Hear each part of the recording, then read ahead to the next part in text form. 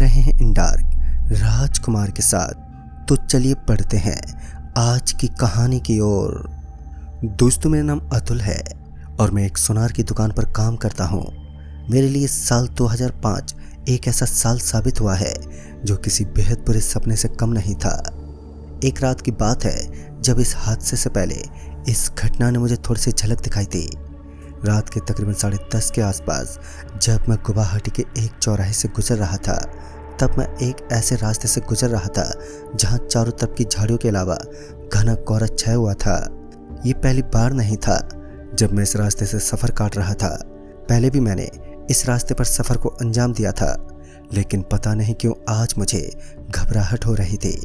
बाद में मैंने अपने आप को एक राहत की सांस देते हुए आगे बढ़ाना ही ठीक समझा। इस समय मैं अपनी बाइक ड्राइव कर रहा था और सामने का इलाका एकदम सुनसान था। दोस्तों, ये एक ऐसा इलाका था जहाँ चारों तरफ कोई पत्ता भी अपनी जगह से हिल ना पाए। और तभी मुझे उस रास्ते के ऊपर बड़े बड़े पत्थर नजर आए। शायद कुछ लोगों ने उस रास्ते को ब्लॉक करने के लिए ऐसा किया होगा, और क्या पता लूटमार मेरे साथ भी हो सकती थी। मैंने अपनी बाइक का ब्रेक लगाया और तुरंत ही बाइक से नीचे उतरते हुए उन बड़े बड़े पत्थरों को वहाँ से हटाने लगा। ताज्जुब की बात तो ये थी कि चारों ओर किसी की मौजूदगी का एहसास तक नहीं था। फिर ये पत्थर किसने रखे होंगे, यही सब सोचते हुए मैं वापस आकर अपनी बाइक पर बैठ गया।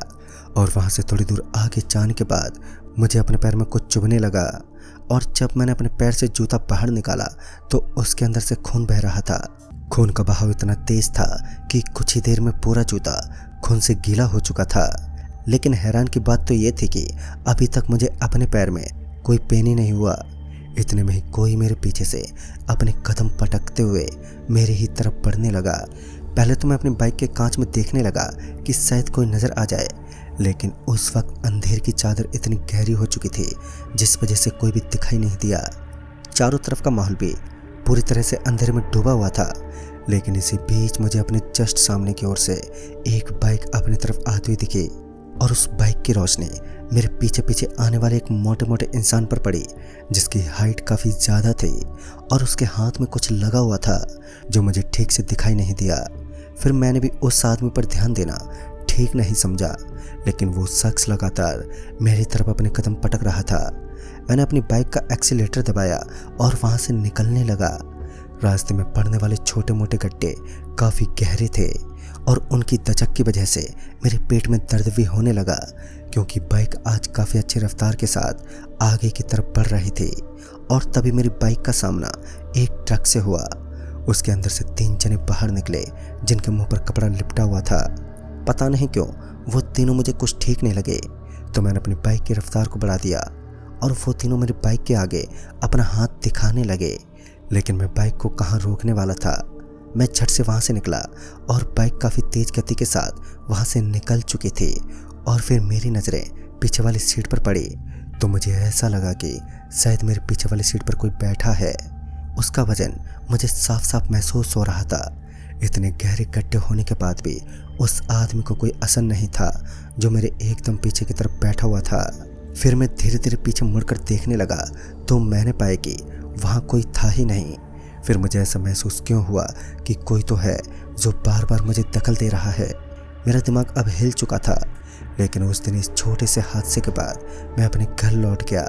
मैंने इन सब बातों को अपने दिमाग से निकाल दिया जो तकरीबन आधे घंटे पहले ही मेरे साथ घटी थी, और इनको भुलाता हुआ अपने घर लौट गया। लेकिन दोस्तों, कहते हैं कि एक बार जो चीज़ हमें दखल देती है वो कहीं ना कहीं दोबारा भी हमारा अहित करने की कोशिश करती है। रात के तकरीबन 11:30 बज चुके थे और फिर मैं घर में जाकर खाना वाना खाने लगा। और खाना खाते वक्त मैंने अपनी पत्नी को सारी बातें बताई कि आज मैंने किस हादसे से मुलाकात की थी। मेरी पत्नी को इन सभी बातों पर काफ़ी कम विश्वास हुआ करता था। उसने भी मेरी बातों को सिर्फ मेरे दिमाग का भ्रम मानकर टाल दिया।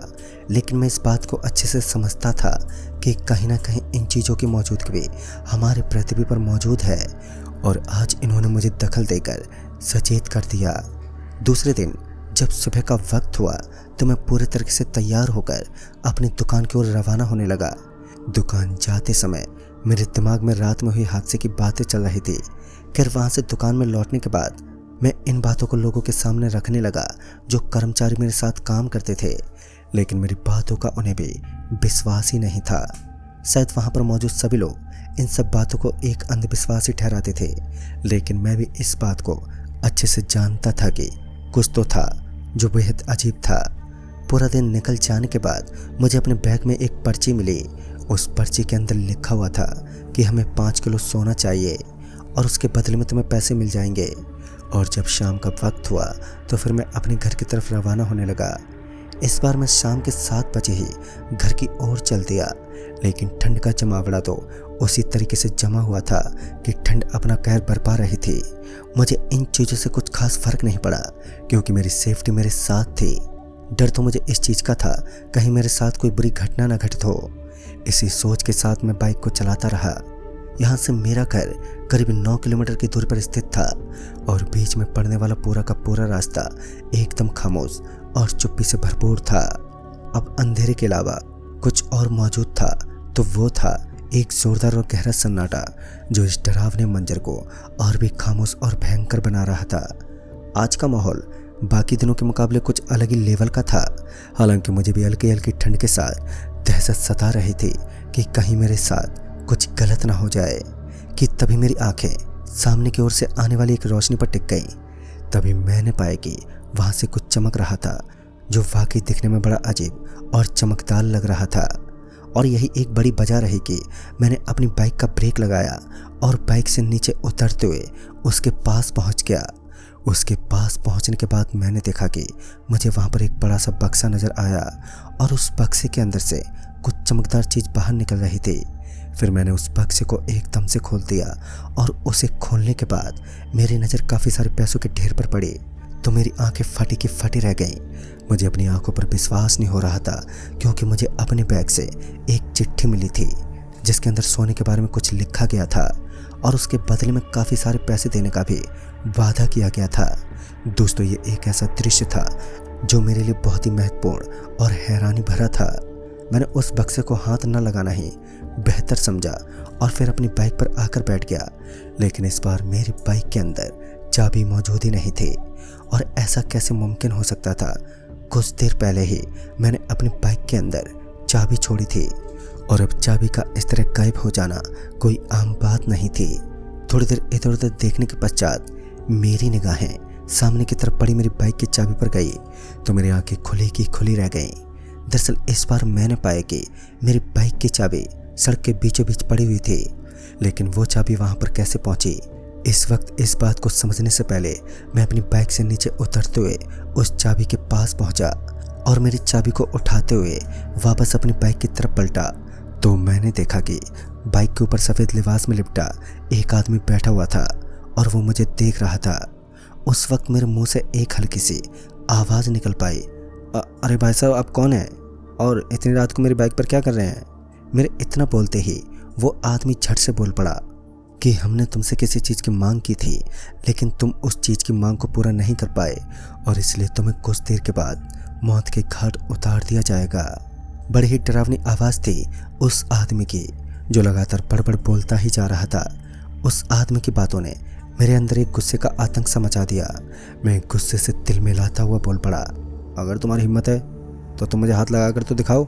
मैंने इतना कहा ही था कि अचानक ही उस आदमी का शरीर हवा में उड़ने लगा और इस बार मुझे आभास हो चुका था कि काली शक्तियाँ जाग चुकी हैं। अब मुझे यहाँ से निकल जाना चाहिए, मगर सामने की तरफ तो मुसीबतों का पहाड़ खड़ा था, क्योंकि मेरे बिल्कुल सामने की तरफ एक और कयामत की पूरी टीम, जिनके हाथ पैर कटे हुए थे, वो भी हवा में उड़ रहे थे और उनका शरीर भी बड़ा ही दहशत भरा था। यह एक ऐसा दृश्य था जो देखने में और इमेजिन करने में बहुत ही भयानक लग रहा था। मेरी समझ से बाहर था कि अब मैं करूं तो करूं क्या, क्योंकि चारों तरफ खतरों का आतंक बढ़ता ही जा रहा था। फिर मुझे एक बूढ़ा आदमी दिखाई दिया और उस आदमी के हाथ में लाल लाल रंग का कुछ दिखाई दे रहा था जो मुझे ठीक से तो नज़र नहीं आया, लेकिन देखने में बिल्कुल ऐसा लग रहा था कि उसके हाथ में लाल रंग का कोई बड़ा सा लोटा हो। मैं उस आदमी को आवाज़ देते हुए अपनी ओर बुलाने लगा, लेकिन उस बुजुर्ग ने मेरी बात पर गौर तक नहीं किया और जिस वजह से मुझे भी लगा शायद ये आदमी बहरा होगा, तभी मैं भागता हुआ उसके पास पहुंचा और जब मैंने उसके शरीर पर अपना हाथ लगाया तो वो धड़ाम से नीचे गिर पड़ा। उसका शरीर छूने पर मुझे पता चला कि उसका शरीर तो बेहद गर्म था और इतनी ठंड होने के बावजूद इस तरह शरीर का गर्म होना कोई आम बात नहीं थी। तभी मैं उस आदमी को उठाने की कोशिश में जुट गया, लेकिन शायद अब वो आदमी उठने को तैयार ही नहीं था। मैं उस आदमी की सांसों को चेक करने लगा तो मैंने पाया कि अब उसकी मौत हो चुकी थी। उसकी दिल की धड़कना अब बंद हो चुकी थी। पर अब मुझे साफ साफ पता चल रहा था कि ये आदमी असल में कोई इंसान नहीं था, बल्कि हैवानियत की दुनिया का एक शख्स था जो मुझे भ्रमित करने में जुटा हुआ था। और इसी बीच मुझे अपने कंधे पर किसी का ठंडा हाथ महसूस हुआ तो मैं पीछे पलट गया, लेकिन अब की बार पीछे की ओर मुझे सिर्फ एक कटा हुआ हाथी नजर आ रहा था।